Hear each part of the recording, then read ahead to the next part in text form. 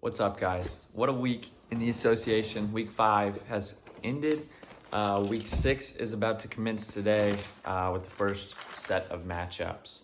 So, kick things off. We're going to recap week 5. Week 5 was crazy. Maybe the most active our chat has been since the league started was this week. A lot of guys getting really, really frustrated with their team's performance, wanting to blow the whole thing up.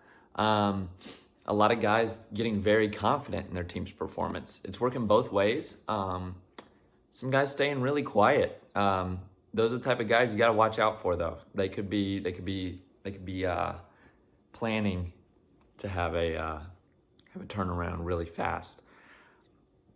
So to recap week 5, Calvertsville Flamers took on the Swish Kebabs. This was the matchup of the week. Closest matchup we've had. Flamers won by 2 points. They had a stat correction earlier in the week, locked Jabari Smith at 28. He stat corrected back to 25. That happens with the NBA. Sometimes they do stat corrections. It sucks, especially for fantasy and for the guys who like to bet on the NBA. It sucks for that as well. But they ended up winning by 2. So karma proved to work there in their favor. 2-point win on the last night. Last game of the week, again, Calvertsville gets it done.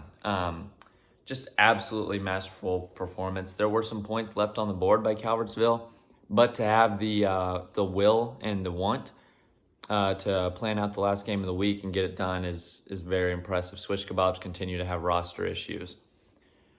Brazilian Tree Frogs, very proud of this one. 22-point win over the Cuckolders. I'm very high on the Cuckolders. I think they're a legitimate team. I think they're a bit like the Buffalo Bills in the NFL right now, where they're kind of underachieving for their talent, and you know that they could click it on at any moment. So I'm very happy with that win. That was huge. They're dealing with some injuries. Doesn't matter. We'll take it how we can get it. 327 by my guys. Proud of that as well. We get Ja back in a few weeks. That'll add to that 327. So looking forward to that as well. Very impressive performance out of the Moscow Muskrats to get it done over the Saskatchewan Blue Beavers by a score of 63 points. That's huge. It's a huge win. Moscow came into the week kind of with some questions. They had kind of skidded along. They answered them. That's 329.5 out of that group is great. They could score more, but that was very impressive. Great win for them. Saskatchewan continues to have some questions, what they want to do with their future, if they want to build now, or if they want to just go full-blown to the future. The International Pussycats remain the only undefeated team. This is unbelievable to see that I ranked them dead last in our preseason rankings. Dead last. They took that personally. Now they're undefeated through 5 weeks, 5-0. Impressive to see. 335 on the board again for them. Questions starting to come up about LaMelo's injury. LaMelo's a huge part of that team. Part of the reason they're undefeated, huge part of that reason. And he took an injury last night. You hate to see it, especially for a kid with so much potential like LaMelo has, but he has kind of had injury problems the last couple years. I hate to see it as well. I'm a huge LaMelo fan. Wishing him a quick recovery for the Pussycats, for LaMelo, for all that. So, I hate to see that, but they did get the win this week. 43-point win over Prestige Worldwide. That's a big win. Prestige kind of went backwards a little bit. That's okay. Every team's going to have bad weeks. Like, this is going to happen. Something we all need to kind of realize a little bit. Albuquerque DEA. Selma lost by 63. Wow. That sounds like a lot. 63.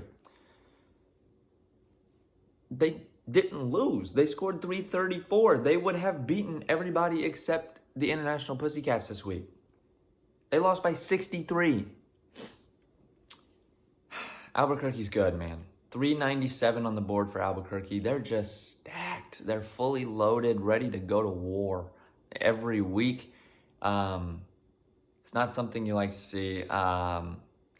Hopefully we get some other teams that kind of compete with them. I would love to be one of those. 327 on the board this week. Maybe we're trending upwards. But yeah, they're having like an all-star type season the last couple of weeks. But yeah, it's tough to beat. Selma's owner, Tyler, was beating himself up over it. It's okay. I know you're 2-3. You should probably be like 4-1. Like that's the only loss you should probably have. It's gonna be all right. You're gonna figure it out, and you guys are gonna start winning. So, team of the week. Let's get into that. This is always a cool little segment on what players and what positions played the best throughout the week. Shai Gilgeous-Alexander is our point guard of the week, 60.5 versus Chicago, Saskatchewan Blue Beavers point guard. Big week for him. The rest of the team kind of struggled, but that's a big week for him. Huge to build on. He seems to be the kind of the future of the Saskatchewan Blue Beavers, so that's good to see. Devin Booker, 41 points on the board at home against the Warriors for Prestige Worldwide, is the shooting guard of the week. Kind of shocking. Last 2 weeks, shooting guard of the week has not had like a crazy outing. Maybe shooting guard is the weakest position in fantasy. Maybe that's due to scoring format. I don't know. It's kind of interesting to see that.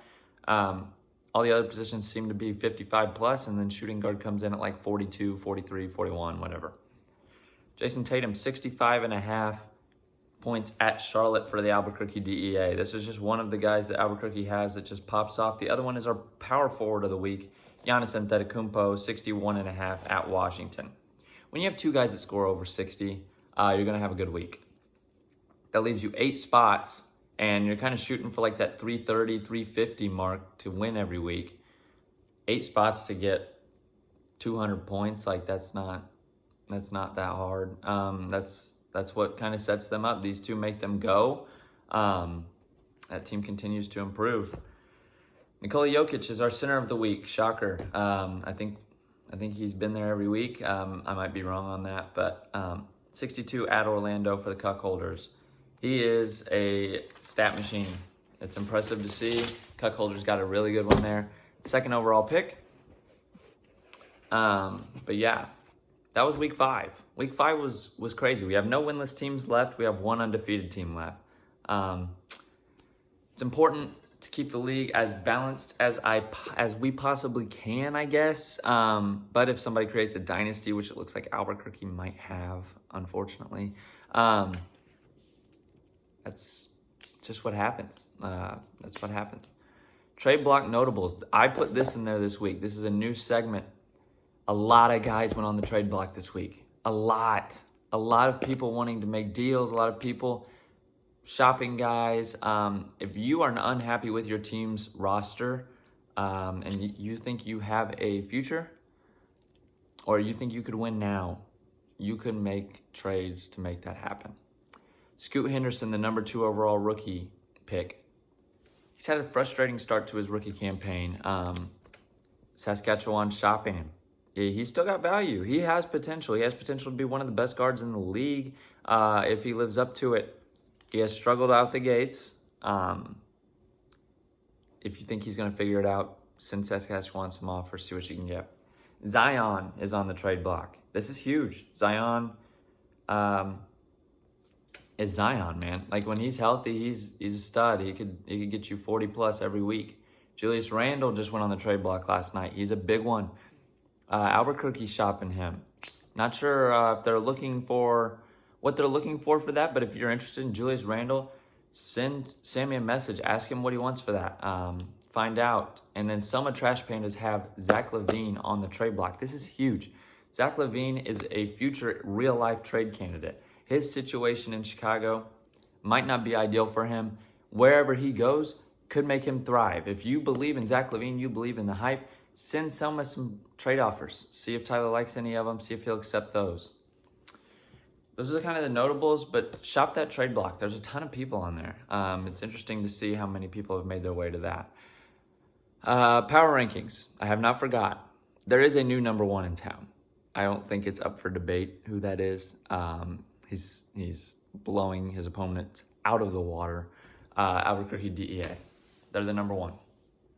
That's going to be there until they lose. And they lose poorly, I guess. If they put up 350 and lose to somebody who has an all-star week for themselves, I'll probably keep them there. This team is unbelievable. They're like 9 deep of stars. They're good, man. They're really good. Number 2 comes in the undefeated International Pussycats. Yeah, they're the only undefeated team left. They probably think they should be number one. I do not. I think if they played Albuquerque DEA, they'd get absolutely smacked right now. But yeah, number two for being undefeated. You've had a great start to the year. The injury that you just had could prove to be important. Number three, Prestige Worldwide. Took a loss this week. They're going to look to bounce back. Number four, the Cuckolders.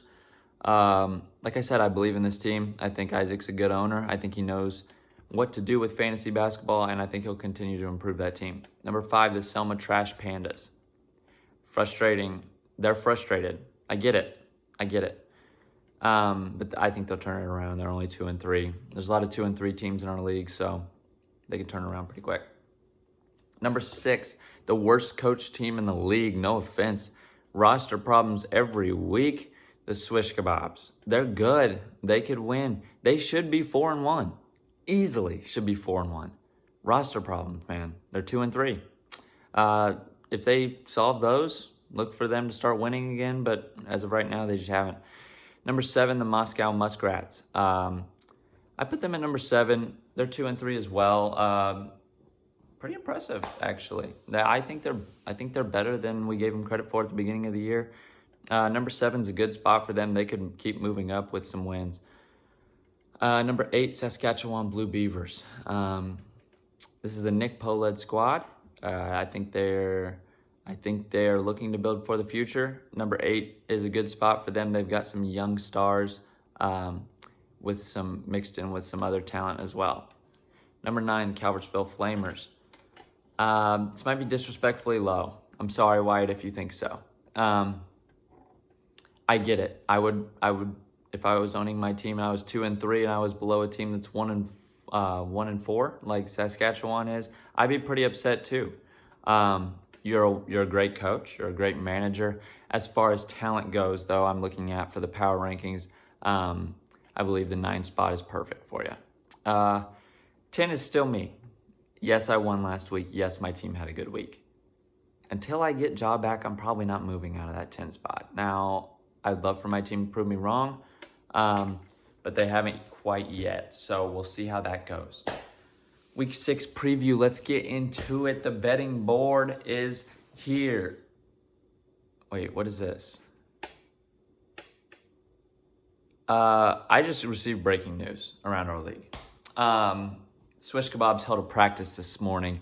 Apparently, owner Jacob Carmichael showed up and let me make sure I read this correctly.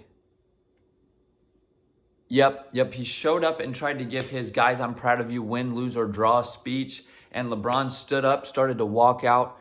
Carmichael called him out and said, and I quote, "Do you think you're bigger than the Kebabs? If so, keep walking and we will trade you. If not, sit back down and become one with the Kebabs." And LeBron said, "Dude, I'm in the last couple years of my career. I'm tired of wasting it carrying teams like I've done my whole life. Need you to look into the stats more, read into the numbers more, and be better." They got into a little argument there. That's huge. Carmichael already has this hatred for LeBron, and now they're in arguments in practice. That's something to watch for around the league. The Swish Kebabs locker room could be heating up. This is huge news. We'll see what Carmichael does. He could suspend him this week. He could bench LeBron James. He could be a disciplinary coach. See what happens. Set an example for the rest of his team. If he doesn't, who knows what people are going to say in the future to that guy. Carmichael, I'm looking at you, man. You got a decision to make. Do you bench LeBron James or do you let him walk all over you? Like, this is important. Anyways, sorry, that was breaking news. Swish Kebab's locker room has tension. Let's get into this Week 6 preview, though. Albuquerque DEA going up against the Brazilian Tree Frogs. I've got Albuquerque at minus 44.5 favorites. That puts them at a 45-point win. Minus 2,500 on the money line. Brazilian Tree Frogs come in at plus 1,000. Yeah. I got to score like 350 to have a shot. So, this could get ugly for me. That's okay. I'm fully expecting a loss. I'm fully expecting a loss. I expected a loss last week, got the win. I don't know if that's going to happen this week. We're going to lose. Calvertsville Flamers come in 14.5-point underdogs versus the International Pussycats. The undefeated Pussycats did lose the LaMelo Ball. There's some trash talk going in our group chat about from the Pussycats to the Calvertsville Flamers. Back and forth, they went at it this morning a little bit.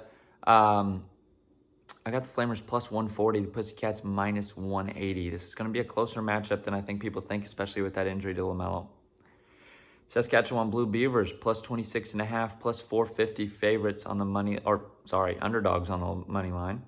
Cuckolders minus 26.5, minus 750 favorites. Saskatchewan has questions to answer. Cuckolders look to bounce back. The bounce back spot is always a huge thing to watch in the NBA, so we'll see how that works. Moscow Muskrats plus 11.5, so 12-point underdogs, give or take. Plus 120 on the money line. Selma Trash Pandas minus 11.5, minus 130 on the money line. I've got Selma at the slight edge here this week. They could bounce back. They've been scoring a lot of points, just losing to formidable opponents. That's what happens sometimes. The mean will come back, and they will start to win. Swish Kebabs, we're hitting locker room issues. Plus 14.5-point underdogs, plus 140 on the money line. Against Prestige Worldwide, minus 14.5, minus 180 on the money line. Prestige is looking to bounce back as well. Swish Kebabs have locker room issues, roster control issues, playing the right people issues. They just have issues. Me personally, I think it's because of their crappy team name. I think they need to relocate to a location with a mascot like everybody else. It's just my 2 cents. I think it would help them a lot. It'd make their players feel like they're playing for something, not for a freaking food. So we'll see what happens there. Upset pick of the week and lock of the week. These are presented by State Farm. Stop knocking on wood. Upset of the week, money line upset. Calvertsville Flamers plus 140. I went to them last week. They made me money. I'm going back to them this week. Wyatt, don't let me down. I need that win for many reasons. Rivalry keeps growing with the Pussycats. I want to see you win. So I'm calling you out. Pussycats might take that personally. I'm sorry if they do. Lock of the week on the spread line. Albuquerque DEA minus 44.5. That gives them 45 points or more. They win. I win money. Yeah, I'm not confident in my team to keep it within 50, if I'm being honest. I said it 44.5 because my team's coming off a win. But if they score 375 plus, I'm not keeping it within 50 more than likely. So we'll see what happens there. Last minute of this, I kind of want to talk about the frustrations boiling. We've seen Calvertsville and Selma, both their owners get very frustrated. I get it. You want to be winning. Look around the league at the standings, though. There's a lot of 2 and 3 teams. Everybody who's 2 and 3 still has a major chance at making the playoffs. Major chance. Quite literally, the only team that should be selling, honestly, is my team and Saskatchewan if they want, because they have kind of that build where they could go for the future. The other teams, I'm not saying you guys should be buyers, right? I'm just saying look for ways to improve your teams because you're close. Everybody's close. Selma's scoring enough points to win every week.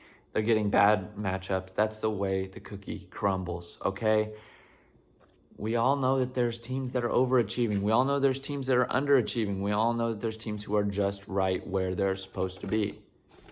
That's the beauty about Dynasty basketball. I could go there's 17 weeks in the regular season. I can go 1-16 next year, win the championship. It's about building a culture, building a foundation, building a future, seeing your players improve.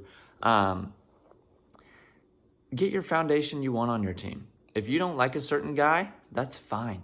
You can trade him. You can find pieces for him that you like. I traded Brandon Ingram to Albuquerque. It might prove to kill me this week. Brandon Ingram could go get 50 in a revenge spot. I like Darius Garland. I think he's a future great point guard. He's shifty, great IQ. I like him. I got a first-round pick with him. I took that.